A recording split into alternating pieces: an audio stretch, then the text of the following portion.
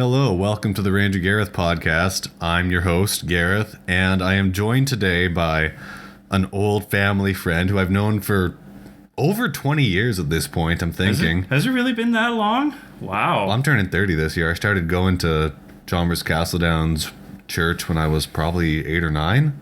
Okay, so yeah, it's been 20 years. 2/3 of my life. Wow. Well, welcome. Time flies when you're having fun. Welcome. We are becoming old men now. I've got a bit of salt and pepper in my hair, and your hairline is in full retreat, so... My hairline has been in full retreat, I think, since I was like 20, so this is normal. Oh, man. Family genetics, hey?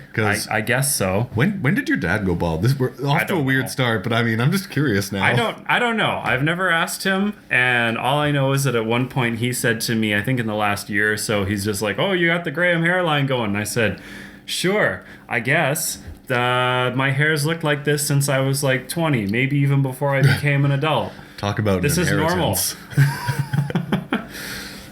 Anyways, yes. Hi, everyone. I'm Doug. Yeah. He is a professional singer, far more artistically talented than I am. Do you do any artistic stuff outside of like the realm of music? Do you also do I do photography. That counts, yeah. And video stuff, which is involved in that. But I would say that's more the video work is more linked into the singing stuff. And the photography is more or less just I see things that I like and I take pictures of them. I mean, if you're getting out in nature, there's so much to see. Absolutely. It's getting more and more challenging these days. I'm finding to actually haul around my DSLR with me. Which is, of course, is why I got a mirrorless camera. However, what was that, 4 years ago, I think I've had my camera, because it's small, compact, it's light, and typically easy to haul around. But, once it gets into hunting season and you got to haul out your rifle and you maybe have some binos with you and whatever is in your bag, now you're just getting all too much stuff. Are the weight savings really that noticeable for a mirrorless versus a DSLR, or is it like the bulk that's the big difference? I'd say the bulk is the big difference. I would, compared to the camera that I had before, it's not a huge difference because that was like an entry level, a Panasonic.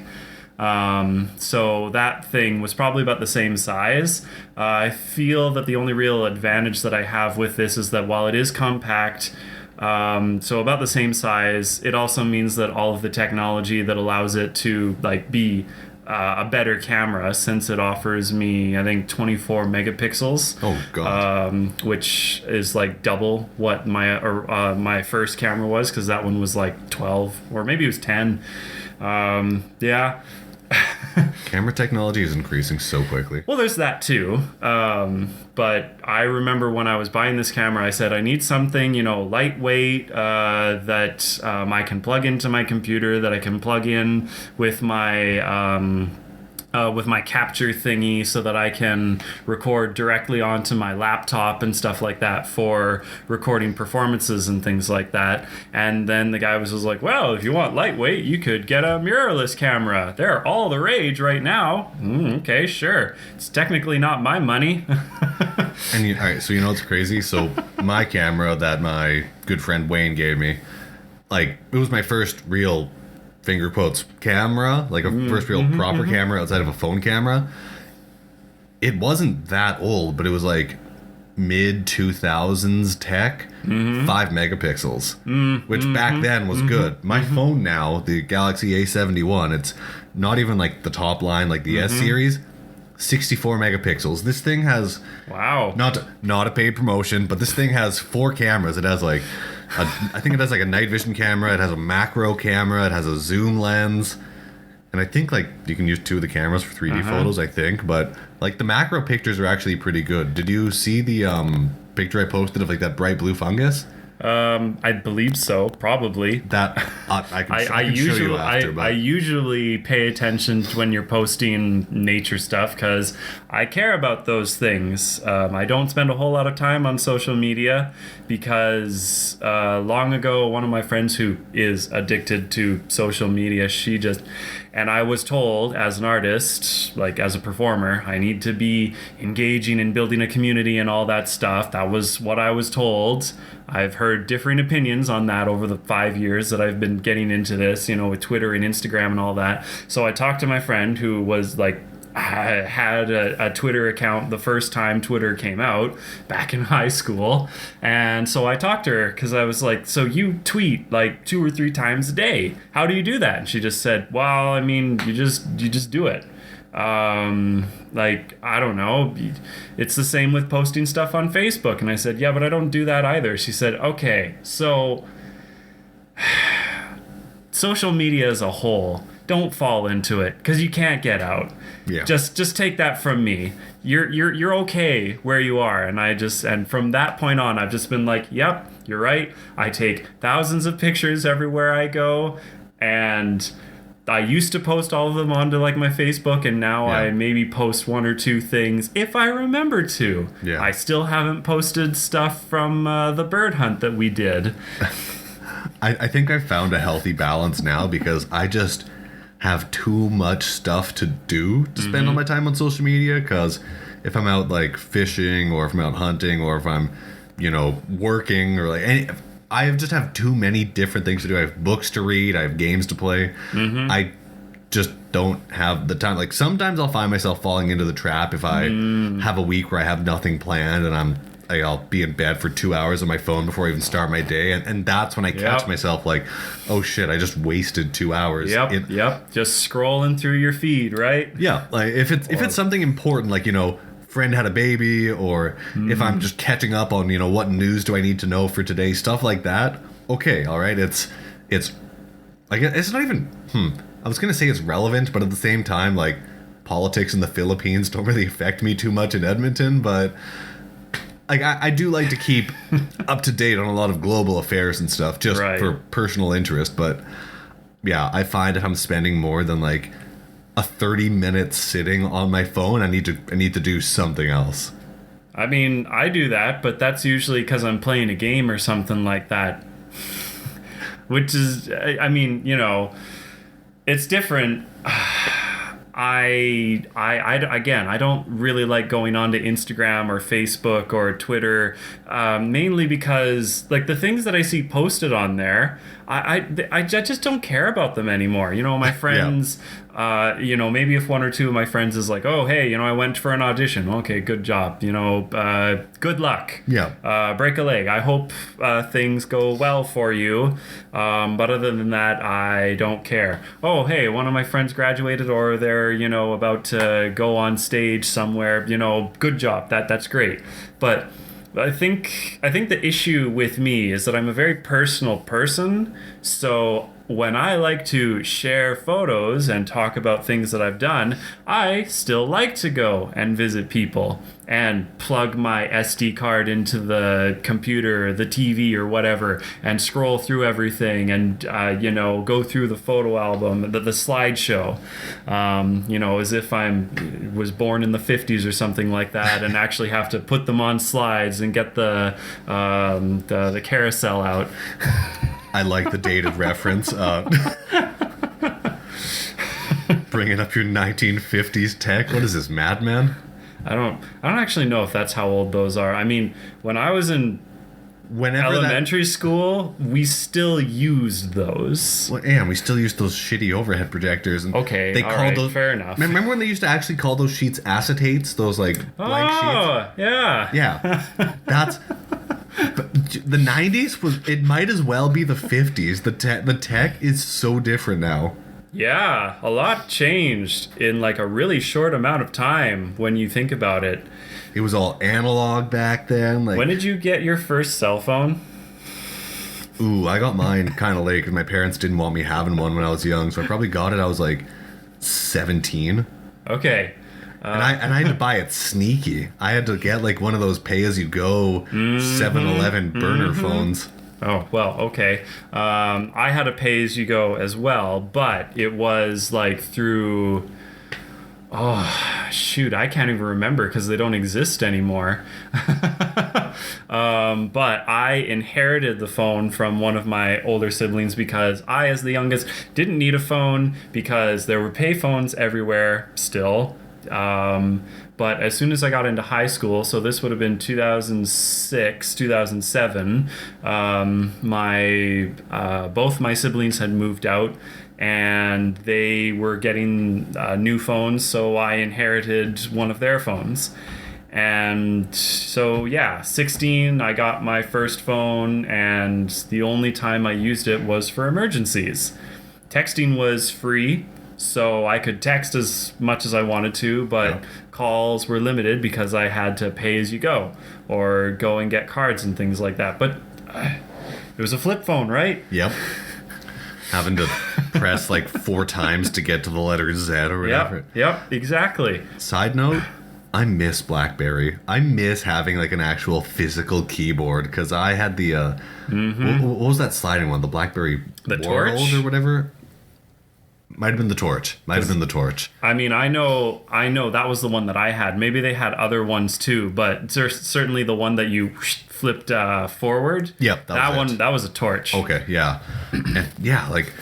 It took me so long to get used to the touchscreen keyboard. And, like, the early touchscreen keyboards were kind of wonky. Like, and if you had fat thumbs, you're hitting like 2 or 3 letters at a time. And it still feels like that now, even though the technology's gotten better. And like, just look at how big this phone is. The A71. As I take out my S9 and yours is bigger. Yeah, like compared to my old phone, like I think I had the S8 or something for my personal phone. And yeah, like it's still taking me a while to get used to the size of the new phone because I'm learning Spanish on Duolingo and I keep screwing up all my words because it's taken a bit of time. Like it's a bit of a learning curve. I might have gone a bit too big with this phone. The old phone was plenty big enough. This one doesn't fit in a lot of my pockets either, so I should have really considered that before I bought it. Yep, that's one of the considerations I always think whenever it comes to technology is it durable? Can it take a beating? Because it's not that I abuse my stuff. It's just that I can be clumsy sometimes. You know, I'm sure everyone can relate. You know, you take your phone out of your pocket and I don't know, it just slips out of your hand and just onto the floor it goes. And I've seen so many people that have like shattered screens and things like that. And I'm like, I don't know how this happened. I don't know what you were doing because I've like thrown my phone against the wall sometimes on purpose. Wow. And nothing bad has happened. So I don't know. The day after I picked this up, I instantly went out and grabbed a phone case. The day after, because I was just like, this is an expensive investment. I gotta protect it. Yeah, well, I mean, you know, falls out of your pocket or something like that when you're out in the field and it falls into some water or something like that. Oh no, what are you gonna do? Yep, just lost months of memories there. Oh well, but another good reason to post stuff on social media because then it lives forever. Well, that's what the cloud's for, right? Except, I still don't trust it. Okay.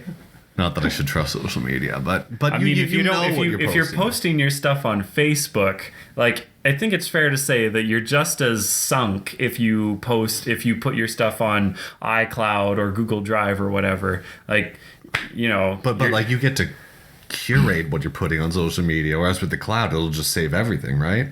Well, yeah. So if my Facebook got hacked, they're just gonna get cute nature pics and stuff. So then just don't put the stuff onto the cloud that you don't want to keep. Like like I've said, I take thousands of photos all the time, and then like every time I go out and I'm taking photos, I might take 4 or 5 photos of one thing, and then I'll come back and I'll be like, there's the good one. And then the other 4 or 5, they just go in the trash because they're bad. Yeah. That's just the way it is. My one sibling who does film and video, like that's their vocation, they once said to me, you clearly were not brought up with using film, because you would know that you figure out what's going to be that perfect shot, and then you take it. You don't take 4 or 5 tries to get it right. And I said, yeah, but I like having that convenience of just ching, let's try it again, ching. Let's try another angle. Yeah, I like that one better. WWCND. What would Christopher Nolan do? Probably something similar, I'm sure. Is he a film purist? I didn't think he was. I'm not sure. I haven't looked enough into his stuff. I just know that his films are pretty much always amazing. Yeah. Well, I mean, he certainly does a lot in terms of going out and figuring stuff out. I mean, he's not unique in that. Zack Snyder does things like that as well. I mean, James Cameron, Robert Rodriguez, a lot of these really good visual directors, it doesn't happen by accident. Hold on, just refresh my memory. What did Rodriguez do? He's the guy who did Sin City and Desperado, those movies. Okay. Shoot. What are some other things that he's done? He did Alita, was his most recent film. Oh, okay.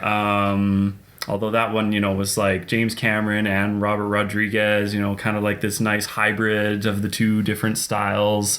I think he did one of the Grindhouse films, and I can't remember which one it was, whether it was the driving one or if it was the Planet Zombie one or whatever. You remember? Oh, yeah. You remember what I'm talking about? The weird double Planet feature? Terror. Yeah. The name of the one. Okay. And then it was... It wasn't Death Race, Death Proof? Death Proof. That's the driving one. That was the racing one or whatever. Yeah, so I'm pretty sure he did one of those too. What a neat concept. The double feature? Yeah. Well, I mean, as one film or whatever, yeah, it's certainly cool. But I mean, double features was a thing before we were born. Actually, probably while we were growing up too. If you went to a more independent theater or something like that, you could go do double features. But that was a thing, back in ye olden times of the 80s. Ancient history for us. Because like I said, we still grew up with 80s tech a lot of the time. Yep, we sure did. Having to learn the Dewey Decimal System to look up your library books, going through that little... Did you have to do that? Look through the little folder full of index cards to try and find what book you wanted? I think I did that a couple times, and then I just said to heck with it and would just roam the aisles and just kind of be what genre is this in? Is it nonfiction? Okay, let's just look and see what it says on the edge of the bookcases, and everything is filed alphabetically, so let's go and take a look and see if I can find the author that I'm looking for. Yeah, the Dewey Decimal System. I you probably know I worked at the library for a year. Yeah. And even with the way the system was set up, with how complex the world is, it wasn't always a nice fit for certain topics. You would find how to make handmade jewelry right beside a woodworking section. You're well, I guess you're both working with your hands, but you don't really think of how to make a necklace right beside how to make a birdhouse. It's doesn't really connect in my head, but that was how the system worked, and it still works for libraries all around the world. It's just Well, I have a relative who does library stuff, or she did. I mean, the quote that I'm thinking of is 8 years ago now, when she was doing library studies.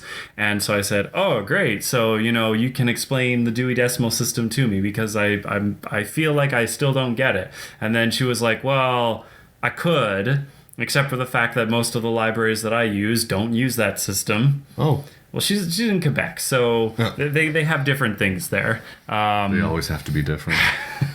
And I think she had also said that depending on what type of a library or what, like if you're in an archive or something like that, then things are going to be different because the Dewey Decimal System is good for some systems, but not for all. And so there are other ways of doing things. And I'm just like, okay, I only know about it because of an Arthur song, but all right.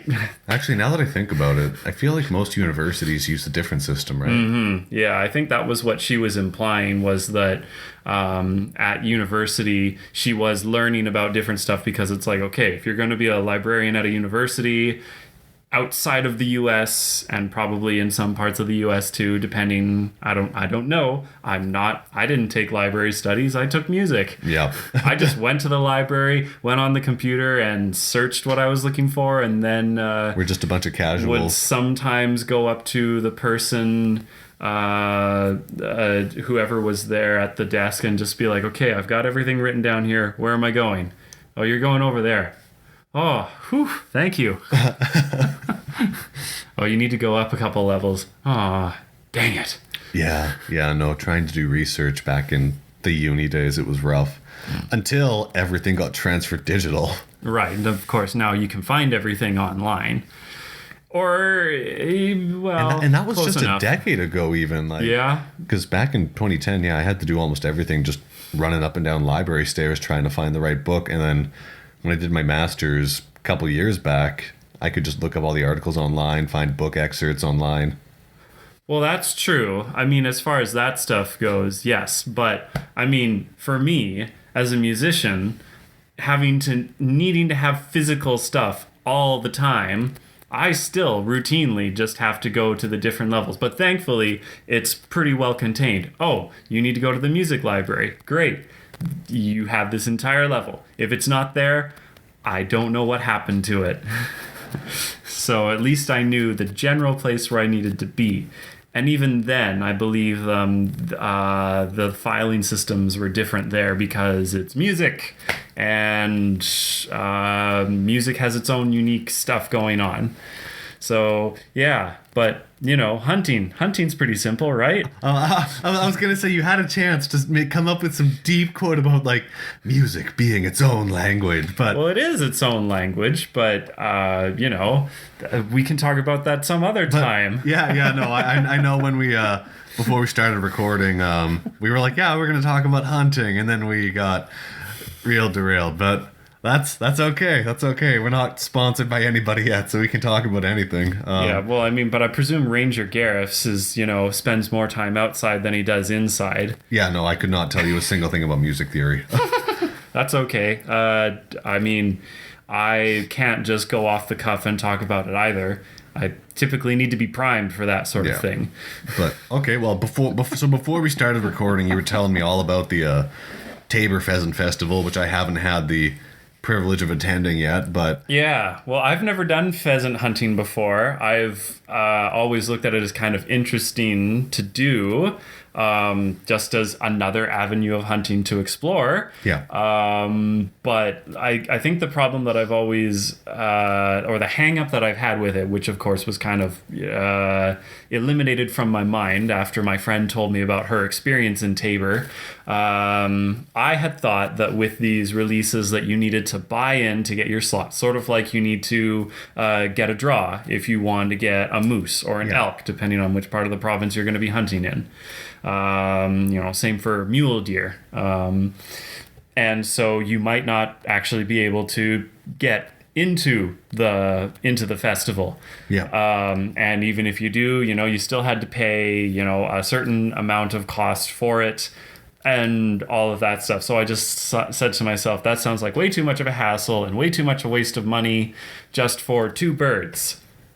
And that's even if I get the birds. Because I'm used to hunting being you go somewhere, maybe you see something, maybe you don't, and a season goes by and you're like, I just spent like $200 on all of these tags and licenses and have nothing to show for it. Why do I do this again? Oh, because I enjoy it, because it's a fun hobby of mine and it gets me outdoors. So what I learned is that at least for the Tabor Pheasant Festival, which is like the big one that Alberta Conservation is advertising all the time, You, as long as you've got your tags and everything like that, you just need to register and show up, and that's it. You show up. You can either like use their equipment there, like they'll have like a few different types of shotguns you can use if you want to use an over under, if you want to use a 20 or a 12 gauge, you want to use a semi, do you want to use a pump? I don't know if they have side-by-sides there. That would be interesting. That would be an interesting way to hunt birds for sure.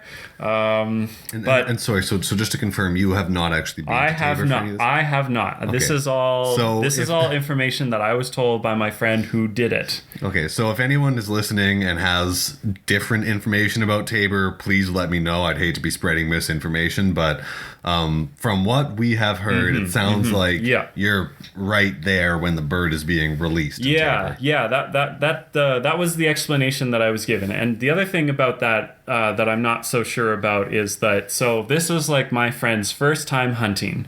Like she's had her license for like she's had her hunter certification and everything for I think 2 years now. Yeah. But this is the first year that she's actually had time off from work that she could go and do stuff. And she was supposed to do some stuff with us, but then work happened, and so she couldn't. And so she was able to come out to, she was able to go to Tabor to shoot some pheasants. And yeah, she explained to me that once you get all registered and booked in, and you show up and you sign your name and everything, that you're there for your time. She said that first she had to go and shoot a couple clays, which makes sense to me. You got to make sure that you're actually going to hit what it is that you're shooting at. And then once and then once that they had decided, okay, great, you know how to shoot a shot, you know how to aim with a shotgun, and you can hit something that's moving. Great. And then they take her to, I guess, the release area, or a part of like the controlled zone that they have, because they're probably doing like several people at a time. The other thing about this is that she also said that things are a little different this year because COVID. So things were a little stricter as well in terms of like how many people were in at the same time. Okay. So maybe it's more, I was about to say chaotic, but just more going on in other years when, we don't have restrictions like have to stay 6 feet away from people and things like that. Can't have gatherings of more than 50 people or 15, whatever it is right now. I don't know. It changes. I wonder if they would count it as a gathering of more than 50 if it was 50 people spread over a section. I'm not sure. I like to think that there's probably a little bit of wiggle room for something like that. Yeah, I would imagine they wouldn't be too worried. Probably a little different for some of the other places, because she also said, oh, well, there are other pheasant festivals and releases, which because you're doing one, which is not in Tabor. Yeah. In 2 days, I'm going to be out near Genesee, because there are some pheasants being released out there as well. And if anyone's listening and hasn't seen some of the pheasants being released, look up melanistic pheasant. Have you seen those pictures, Doug, of like No. It's like a bright jewel green pheasant. This isn't going to make great audio, but I'm going to... you keep talking. I'm just going to pull up the picture. Going back to my friend's experience in Tabor. And so she went to, I guess, the release area, and then... she didn't explain entirely if they released both at once. I hope they didn't, because if you miss, well, there go the pheasants. Unless they had someone else there that was at the ready to make sure that the pheasants get shot. I don't know. Are pheasants an introduced species or something? Yeah, I believe they're originally Chinese. Oh, okay. So here's what the melanistic pheasant looks like. And for those of you that are just listening to this, they're like, picture... Instead of having all the multicolored body that it normally would, it's just a deep greenish blue. Like, it looks like a jewel, but still has the red face mask. And it's just like a naturally occurring genetic mutation. Right. And I guess a couple of the pheasants this year that were bred came out with this melanistic pattern. And yeah, Very cool. the Alberta Conservation Association, they're being understandably tight-lipped as to where those ones are being released, but it's well, because they don't want everyone swarming to it. It's almost like a bird lottery. So if you happen to find one, good luck. But yeah, so pheasants, I believe they're Chinese, and they're considered an introduced species, and there's a difference between like a naturalized species versus an invasive species. Yeah, so yeah. Absolutely. The pheasants are naturalized. That's why we have boar problems. Yeah. So like they'd be an invasive because their population just keeps growing and growing and growing, whereas pheasants, their population stays very stable. So they fill a certain ecological niche, but with the hunting pressure and the fact that they're not super well adapted to Alberta, their numbers stay relatively low in the wild. Okay. So every year, like there are a couple that are going to survive the hunt, and they'll go out and they'll reproduce, but the numbers have never hit a level that it's become a species of concern for the province. Okay. I had wondered about that because, well, I don't know. Some of my information for hunting is way out of date, you know, like I still hear stories from my grandpa about what he did when he went hunting, and I'm sitting there going, okay, a lot has changed in 60 years. It had to have been at least 60 years since the last time he would have gone hunting. Why can't you shoot from a car? Wow. Well, I'm not necessarily things like that. Like when I was talking to him about what we did for our duck hunting and how, you know, we set up the blinds and then we go out and we put decoys out there and things like that, and we have all those calls and things like that. And he said, well, we didn't do that when I went hunting. And I said, you're right. You probably didn't have paper decoys. They were probably made of wood. Because I've seen those decoys. And he said, we didn't use decoys. We couldn't afford that. And I'm sitting there going, and how the heck did you get them? They still spook, you know? They're not just going to come landing next to you, especially if we're talking like I don't know. I kind of feel like ducks and geese are not just going to come down where there's a person that they can plainly see. Yeah. Because they'll be like, that's not a duck. That's not a goose. That's big. Let's go somewhere else where we're safer. Could be a predator, not going to mess Exactly. So I don't know. Just like the way he was describing things, I sat there and I said, okay, so sure, I can understand, you know, you're out walking or something like that and you get close enough to the water and you get lucky and there's a few that are on the water that I guess haven't noticed you yet, and then you can pop off a couple shots and get some. That's kind of how I got my one last week, because there was like it was pretty much just a slough on my buddy's property. And we couldn't really sneak up on it because it was wide open field, slough, and then forest behind the slough. Right. So we tried to sneak up. They spooked. They flew into the forest. Then they panicked and flew back out of the forest right over us. So we each managed to get one apiece. And they were still pretty low. Yes. Okay. Yeah, because they were like kind of hesitant to leave the tree covers, and the trees only went up like probably 20 feet. Well. So yeah, they spooked. They came out flying kind of low, and we lucked out. So middle of the day, no blind, walking across a wide open field and still getting a duck. That was I would say a hefty dose of luck involved there. But my grandpa also said, you know, we didn't do much duck and goose hunting personally. We often would just go grouse hunting. You know, I just get my 22 out and, you know, just go outside, and, you know, in the nice morning mist and all that, there would be like 3 up in a tree and you could just maybe get 1 or 2. Yeah. And I was sitting there going, yeah, that's typically how I hunt grouse too. And he said, you probably can't find grouse that easily anymore. And I said, well, no. Like, maybe you're not going to just find... Actually, no. You can still find grouse, just gathered together. I've seen them. I've shot at them. I've missed. Maybe you can find them. I've had no luck this year. Oh, you absolutely should have come with me and Miles when we went... well, I mean, if you weren't working. The weekend that we went 3 weeks ago, because, man, in one afternoon, we saw like 15 grouse. Oh, my God. I shot at 2. I missed both times. It just kind of said, and I said to myself at first, I'm just kind of like, okay, so either A, I like am just totally pulling because it's been like 6 years since I've last gone hunting and shot at something. Yeah. So I'm probably getting a little bit of that buck fever, except in this case for grouse. But still, just kind of like that anticipation and just, missing. Yeah. Even, by just enough. But I mean, when a grouse's head is like the size of a loony. Yeah. And its when body is 40% feathers. So Lots of margin for error. Yeah. And if you're just aiming for that loony, and if you're even, like 15, 20 meters away, it's still, not easy. Yeah. And so I was just kind of like, yep, I missed. This happens. And then afterwards, I just kind of said, you know what? I think I know what my problem is.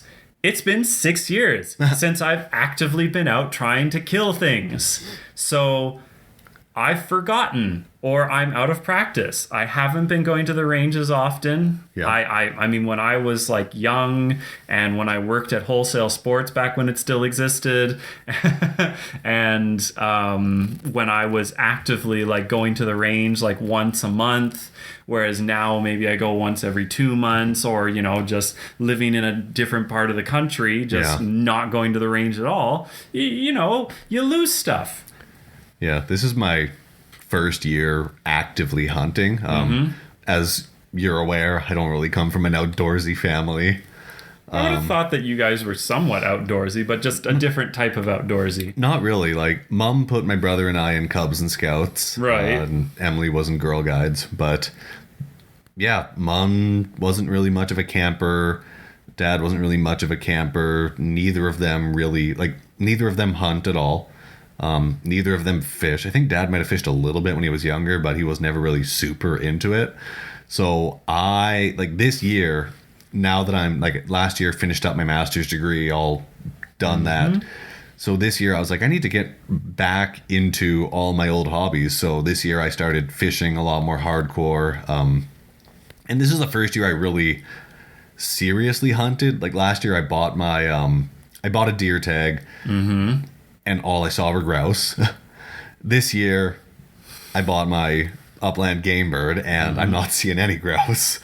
So, but thanks to you for inviting me out for my first real duck hunt, because that was a really good introduction to duck hunting. Like, I posted it, and it was actually shared on, I think it was the Harvest Your Own ACA page. Yeah, I saw a few of those things. You see, I pay attention. Yeah, and some of the comments were like, "Man, this was your introduction. It's all downhill from here." Because, we tagged the first day we almost tagged out. The second day we tagged out in 2 hours. So we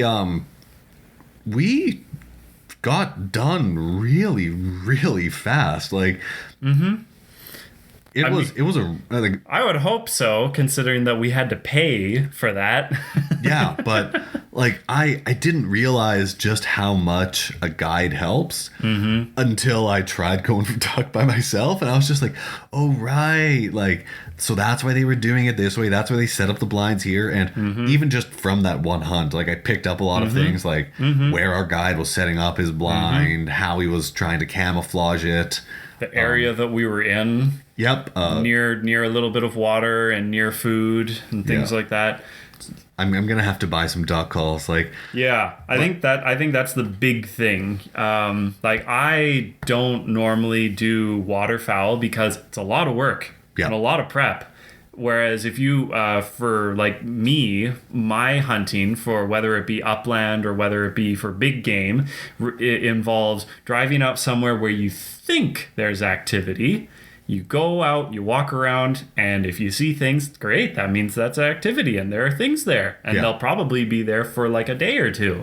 So, just kind of set up camp or just mark that area and, okay, I didn't see anything today, but we can come back here tomorrow and maybe start on a different part of the section or something and push in from a different location and see what we see. Yeah. And that is how I hunt. And it keeps me outside for the entire day, and I'm probably not going to see anything for most of it, which means that, I'll probably take some pictures, or at the very least, I'll just sit down somewhere and just kind of enjoy. being like, outside. It's still a good day because, like, oh no, I didn't see anything. I only got to spend a day in nature. Exactly. Oh man, what a waste. Exactly. I mean, the first, well, I guess the only time, but I've only ever actually shot twice at a deer. It's not the first time that I've like seen deer. I mean, actually, when Miles and I were out hunting 2 weeks ago, we did see some deer. And had I been paying attention, I probably could have shot one of them, but I wasn't paying attention because it was like, oh, look at that. The truck's, like 100 meters away. We're just going to kind of keep walking and talking. And all of a sudden, Miles is just like, oh, fuck. And I'm like, what? And then all of a sudden I look forward and, like maybe 20 meters away from the truck, there was a deer. And the deer is like, oh, people. And then just like goes into the trees. And I'm like, man, shit. Dang it. That's what I get for being complacent. What I'm hoping for this year, not to be too ambitious, but I've already got some ducks. I'm hoping for a pheasant and some grouse, and then that way, like I've gotten everything, right? Like bird wise, and then like obviously if I go south, I can get turkey, but I forget, is turkey a draw? I think turkey's a draw. I can't remember if turkey's a draw. I think it is. Like the Merriam turkey is like another one of those special licenses, which I'm not sure if that means that it's a draw or if it's just you can only go in certain areas. If you try to shoot turkeys in a different WMU, there's going to be some problems. Yeah, I'll have to look into that. But if I can get some grouse and a pheasant, then I've pretty much got every bird that I can get in this area. Yeah. I mean, you got both kinds of geese, so... Yep, yeah, the greater white-fronted and the Canada goose, and then... So greater white-fronted, that's what their actual name is. Yes, yeah, they were calling them speckle bellies, but if we're getting technical, it is the greater white-fronted. And then snow goose I want to get as well, but I think the snow goose, the I things feel like that they you have can shoot. two big migrations, spring and fall, I think. Right. The snow geese, where according to the bag limits, you can shoot like 50 or something. It's something absurd. Like, yeah, 50 day. a day. Yeah. I mean, our guides thought it was unlimited. I said, I mean, it may as well be. Who the hell is going to shoot 50 geese a day? It would take me a whole day to breast all those as well, I think. Yeah. And then for the duck that I got last week, that was my first time breasting my own duck. Mm-hmm. Not that hard. No. Have you breasted ducks before? Yes, I have actually. The first time I went hunting, that I did a waterfowl hunt, and that was 7 years ago now, and I didn't do a lot, but I breasted a couple, and it it's not too challenging. No, I've done it with my own grouse, so I haven't done it with like chickens and stuff like that. As in, like my brother and his wife, they used to raise chickens. They attempt to every so often, and sometimes it doesn't always work out. But when I was younger, they used to raise chickens and turkeys like every year. Yeah. And so I would go out and I would help butcher, but I was one of the ones who helped kill them and pluck them. I wasn't one of the ones that actually helped, dress them and everything. Yeah. But it's probably not too hard. I mean, really, a lot of the stuff that we do when it comes to hunting is not actually that hard. And that's the thing. Because for me... It just takes time. Well, coming from like a non-hunting, non-fishing family, like there was a bit of hesitation and like almost an intimidation factor when I actually got something I could keep, because I was like, well, what do I do now? But big thanks to YouTube for some very good tutorials. Like I learned how to, because with the fishing as well, like this is the first year I've kept and filleted my own perch, kept and filleted my own pike. And again, those were both YouTube tutorials. My first time breasting my own duck, another YouTube tutorial. And I feel like pheasant and grouse, it's going to be something similar because they're birds, probably similar body structure. The grouse would be pretty straightforward, because if all you're after is just the breast, then you just step on the wings and you pull the legs, and that's separates the chest. It separates the chest cavity, and look at that. There they are. So yeah, if I can get grouse and pheasant this year, that's it, man. Like I've got everything. I might still buy a deer tag, but that's again an extra layer of stuff to do. And You might want to figure out if you have time to go deer hunting first, because we've only got like a little over a month and a half left before, well, unless you want to do something in the winter season, but and my freezer's not that big. yeah, I'd have to buy an extra freezer. Yeah, that's one of the other problems we run into. I mean, I have certainly heard from other people where they're just kind of like, you might be getting some presents from me because I can't fit all of this meat in here. Hey, I filled my moose tag. I can't use 600 pounds of meat. Here, have 100 or something like that. Merry Christmas. I guess. I've considered buying another chest freezer for right beside the fridge, but yeah, that's the thing. 2 people in a small 1-bedroom apartment. We have to be very creative with how we store things. Yeah, well, I mean, especially with where you're going to plug stuff in, I imagine. Yeah, I don't know if we have enough plugins for another freezer. Our microwave, it'll short. If we have the microwave and the toaster oven going at the same time, it shorts out. So, yeah, we once we've like saved a bit more money and I've paid off my truck and everything, then we'll maybe upsize a bit. But for now, we just have to be really creative with what we do. That's why I got an inflatable kayak. That's why I haven't bought another fishing rod yet. It's just the space.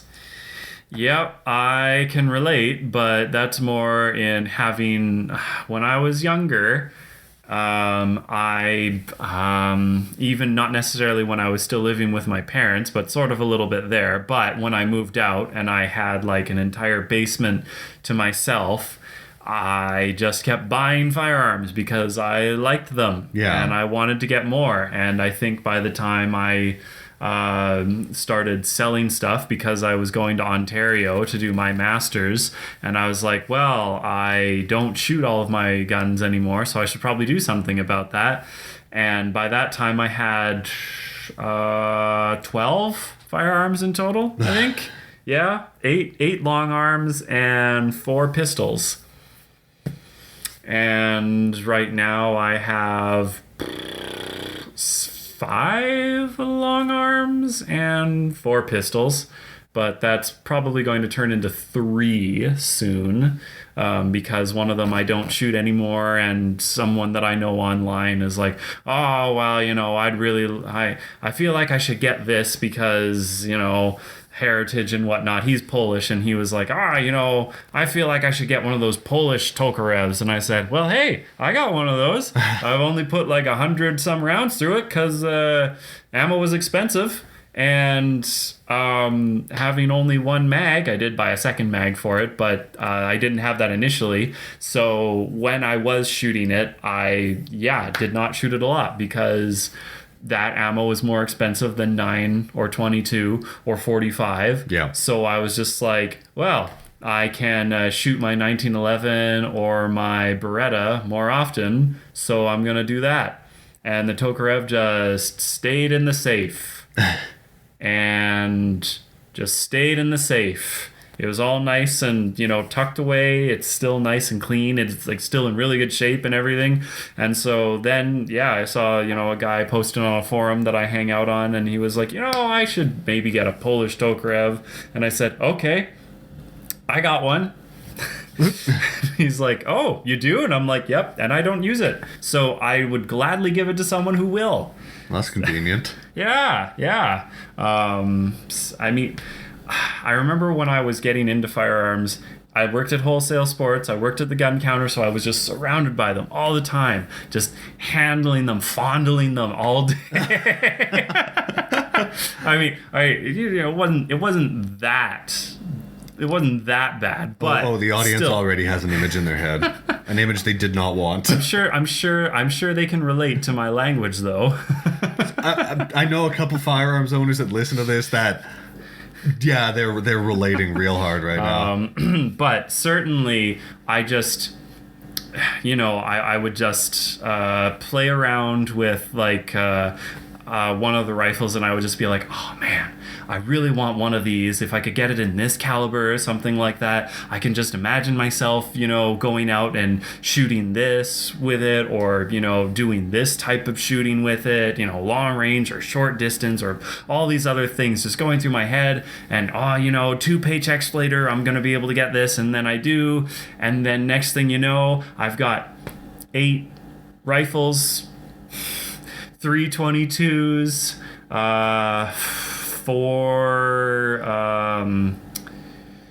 3 bolt action center fires, 2 lever actions, and then I had the SKS and the CZ. The CZ went to my brother, the SKS went to my brother. The RCMP is very interested in this right now. So the SKS. This message brought to you in part by the Chief Firearms Officer. This was like years ago too. Like I traded my brother my SKS. This would have been back in like 2013 or 14 or something like that. Before the issues with the Swiss Arms and the CZ858 were even in the picture. My brother was like, "Hey, you have an SKS?" I said, "I do," and he said, "I want one. You want Dad's Sacco?" And I said, "Do I?" Yep. You just want the SKS and I'll take that? All right. Here you go. And then the CZs,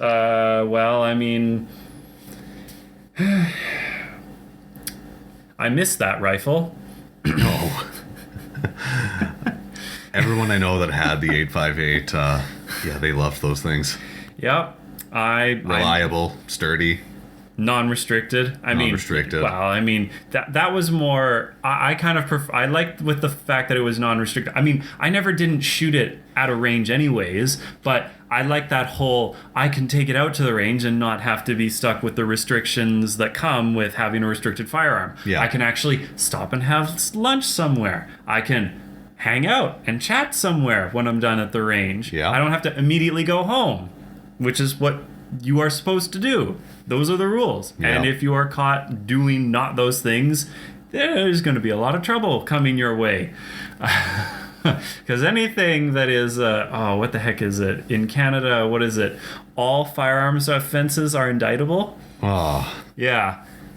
Yeah, sorry, you stopped to use the bathroom? Ooh. Yep. Here come the charges. Yep. You get a good lawyer and they can probably get it dismissed or anything like that anyways. That seems to be the majority of the time when I've heard about something happening where a gun charge was involved. Whether or not the firearm was actually used is different. Yeah.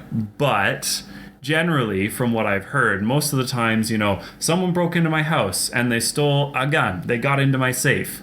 Oh, well, that's improper storage. We're going to slap you with a charge there. And they take them to court and then it gets thrown out because someone broke into his house and broke into his safe. That is not their fault. Yeah, it was properly stored. Yep. There are dumb people that leave their guns out and, get them stolen. And that is improper storage. And yes, that will be your fault. And whatever comes from that, sorry, you had to do that. So, but anyways, I liked having a non-restricted, sporting rifle, I guess we'll call it, because me and Miles had wanted to get into doing, 3-gun type stuff. Yeah. And it was relatively inexpensive at the time to get CZs. When I got it, it was like $650. And last time I checked, before they became illegal, you into university and doing all of that. So I had all of these plans that I was going to be doing sports stuff. I was going to be, I think it paused. Or is it still going? Oh no, I guess it is still going. Okay, perfect. Looks like we can get it going again. All right. Okay. So I'm talking about 858 and so when I was younger, just quick insert for those that are wondering what happened. My computer died. It's back now. It happens sometimes. We've been going for, I presume, a little longer than you had thought. Yeah, no, like this is easily the longest episode I've had. We're coming up on an hour now. I think my last longest one was about 30. Okay. So yeah, no, this is a Ranger Gareth marathon right here. Yeah, well, that just means you can cut out like the first 15 minutes where we were just talking about random stuff. Oh hell no. That's really the best part of the episode. So I miss my CZ because, like, in a way, the reasons why I don't have it anymore isn't because I was done with the rifle. Political things happen. They're out of my control. It sucks, but there's only so much that I, the individual, can do. There's only so many petitions that I can sign. Yeah. And so the reality is that I don't have that rifle anymore. I wouldn't really be able to do anything with it anyways. Even back when it first became prohibited, it was one of the rifles that I got rid of when I was moving. So it was still non-restricted at the time. But wow, got like $1,000 for it. So I made a profit on it because suddenly they were a commodity. Yeah. And that was a surprise because when I was selling my other firearms, I was like, oh, yeah, okay, I'll add like another $50 or $100 on there because I put a really nice scope on there. For those of you that are interested in getting political about firearms, the National Firearms Association, the Canadian Sport Shooting Association, and I believe the other one is the Canadian Council for Firearms Rights are currently challenging the Order in Council banning all of the guns, including a couple guns that didn't exist, such as Black Rifle Coffee Company. You probably heard about that one. They banned a coffee company's product because... No shit. Yeah, you've heard of Black Rifle Coffee? I have. They apparently had one of their coffees banned because it said Black Rifle. Okay. I knew... And I think there was also a... airsoft gun that was banned as well. I knew there was stupid stuff because they came out with the number of, we banned 1,500 guns, and then they needed to fill out the list because, oh shit, turns out that we didn't actually have 1,500 variants or whatever when we were doing this. Yep, so they're banning rocket launchers that civilians totally had access to anyways, and banning anti-tank rifles that regular civilians also had. Well, and from I don't remember if I heard that there was going to be anything that was going to happen to like collections and museums and stuff like that. But I remember some of the fervor that came out of that was straight up, oh, you're just going to go to like the various garrisons and things like that, and all the museums that they have. You're just going to go to the National War Museum in Ottawa. And you're just going to take out like the Lewis gun, the Bren. You're going to take out all of the the man pads and things like that they have there. You're going to take all that out of there, all this deactivated stuff that cannot be used as a firearm. All the small town museums that had their one World War II gun. Yeah. Like, jeez. It wasn't thought out. Well, no. But not to get too political. I try and keep the podcast from getting political, but I feel like as this podcast goes on, it'll be inevitable. But come on, wait.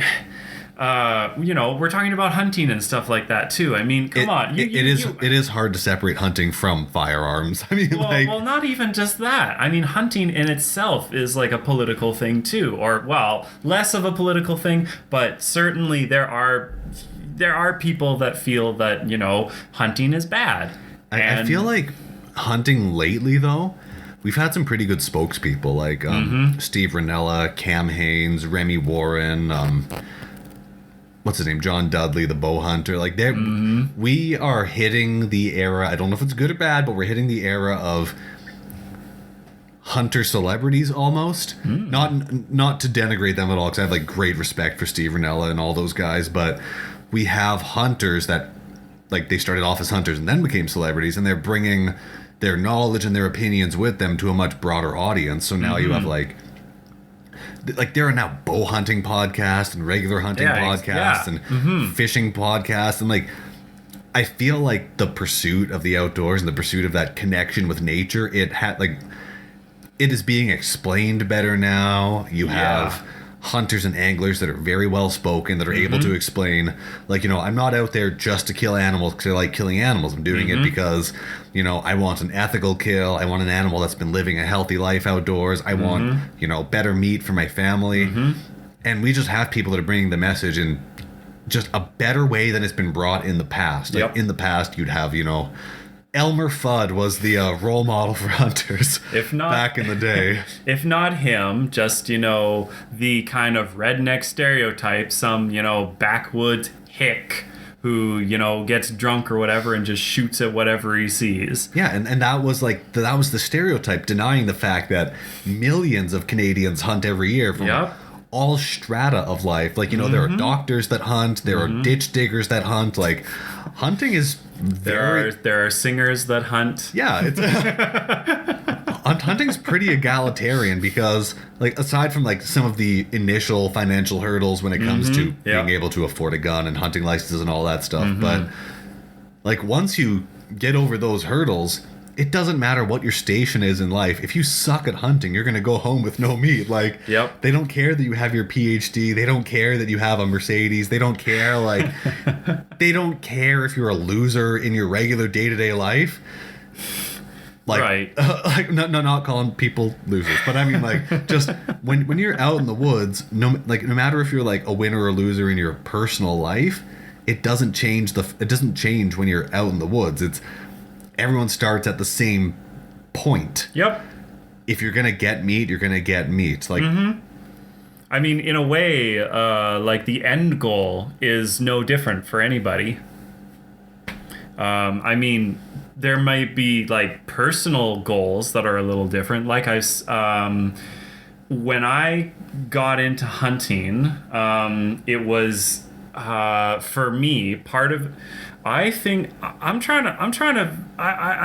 kind of go back and forth on this. I'm not sure which came first, my interest in firearms and shooting sports or my interest in hunting, because they both dovetail together and they both are like very much interconnected of I'm a hunter, I'm a shooting enthusiast. They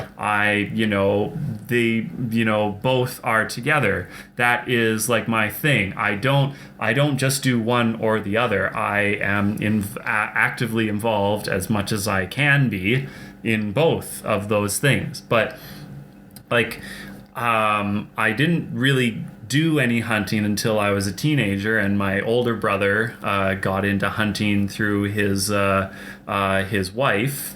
And so I went hunting with him a couple times, went out and was using his Lee Enfield and having all the fun that comes with being a southpaw and trying to use a rifle that is not designed for left-handed shooters. When I bought my 30-06, I made sure it was left-handed bolt because I've shot with right-handed bolt action before as a southpaw as well, and it sucks. Yep. I can do it. Like, I can do it by, like, it's awkward and hard, but most of the time I don't need to worry about, the mad minute firing anyways. So, whatever. If I miss the first time, I'll just be like, well, shit, I missed. Yeah. Time to try again, because I'm probably not going to get a second shot because there it goes. And I mean, also in my thinking, if I miss, I'm just kind of like, well, that was bad. I should just stop shooting because, wow, I missed. I was aiming for a target that, was like... size of a dinner plate. Yeah, and I missed from 50 yards away. Wow, good. I need to go home and think about what I did. Yeah, no, that's definitely time to go back and practice a bit more. Which, funny thing is actually what happened the first time I was out hunting with my brother and his wife. So, first, this, like, the beginning of the week, because we were out for a week hunting. Yeah. I didn't see anything, so I didn't have to really worry about shooting anything. And then I didn't actually see anything that I could, like, take a shot at until closer to the end of the week. And like the sun was coming down, so it was about time to get back, and I was lying prone on top of a hay bale, and all of a sudden, you know, this buck comes walking out, just like nice and slow, taking his time, walking into the field, and I'm like, oh my god, I can do this. Oh, and the nerves hit, yeah. I can't line this up. I can't line the sights up. I think I can hit him like in the heart. I think. Oh, he's still standing. Let's try again. Pull the trigger again, and I miss the second time. And this deer could not have been like more than 25 yards away. Was it the nerves that got you? It was the nerves and a combination of I was in a really awkward position that I did not think about when I got into it. Yeah. I didn't like line myself up when I sat down and just be like, okay, can I shoulder the rifle here and can I look down the sights? I didn't do that. So when I tried to do it, I'm just like, I can't. And literally, like, I was flipping up the peep sight and everything just to like try to get a better sight picture, and just I could not properly line up the sights. That is like probably the real reason why I just missed, is that I was probably, you know, like if I was aiming, you know, like for the heart, I probably ended up shooting, you know, above it or below it or something like that. It was not good. And my brother, like, he, you know, heard the shots and he came around, and well, the deer was moving away and he took a shot and he missed it on the run. But I mean, you know, whatever. It happens. And so then he's like, what happened that you missed? And I'm like, I don't know. I got excited. I was like trying to shoulder I was just like really in a really awkward position. And was that your first big game hunt? Yep, sure was. And then the next day he's like, okay, well, I mean, we've got, you know, a nice little, you know, range set up. Let's, I don't know, see what the heck went wrong. And so we sit down, we start shooting. And then, you know, we go and we look at the target, and he's like, yeah, I guess you just got excited. Because clearly you have no problems, you know, doing that. Even with just iron sights. And I'm like, I mean, I know how to shoot. And he's like, yeah, that's why I was concerned. What the fuck? What happened? You know? And so, yeah, the next time that happened, when I did get my buck, it was a similar situation. Miles and I were out walking, and we went into a clearing, and we were on one side, and then, you know, it was maybe like 150, 200 meters to the other side. And as we were just kind of like making our way into, we were still kind of like in the trees actually, but on the other side I saw this brown, you know, jump between the tree line, and I'm like, whoa, that was probably a deer. Let's stop and see what happens. And yep, lo and behold, a buck walks out and is just like, I always love thinking about this, because the doe is like running away, you know, giving the chase or whatever, and the buck just like walking out. He's like, where'd she go? Where'd she go? Where'd she go? Oh, where did she go? Is she hiding? I don't know. Just like all the time in the world this deer was taking. And I'm just like, oh, this is great. I just like move a little bit so that I, you know, I'm not potentially shooting a log, because there was a downed tree in my path. I move around a little bit and I put it up to my shoulder, and then I'm like, I'm going to take a knee for this one. Take a knee and just line it up and pull the trigger, and just deer just falls to the ground. Congrats. Yeah. Sometimes it can be that easy. Not all the time. You have to see them, and you have to be paying attention when you see them for it to be that easy. Yeah. Well, hopefully I find some time in November to get out there for the deer as well. It's been over an hour, so I think it's a good time for us to wrap it up. All right. Do you have anything you want to say before we end the episode? I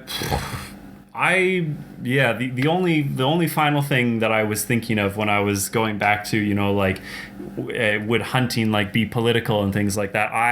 As a singer, I have a lot of friends that are vegan, and quite a few of them have no issues with me being a hunter or being into, shooting sports and things like that. They're all just kind of like, oh, all right, you're a very well-adjusted person, and I have no reason to believe that just because you shoot and kill animals that you are still not a well-adjusted person when it comes to that. Yeah. Especially when I tell them why I hunt, and it's like, so what made you go vegan? I remember one person said to me, oh, well, when I was a teenager and like all of those farming documentaries were all the rage, and you got to find out, like how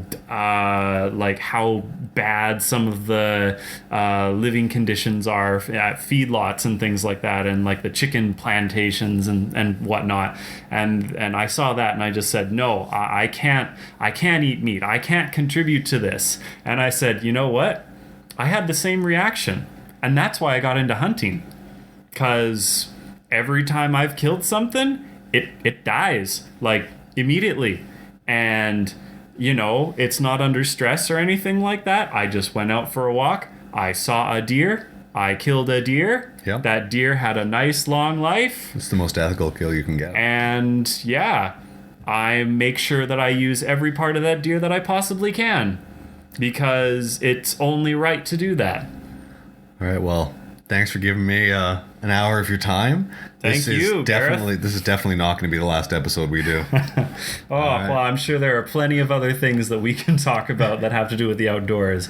We're going to talk about bird counting at some point, I'll bet. All right, adios, people. Music was provided by Brian J. Nelson Music. Check him out on SoundCloud. Bye.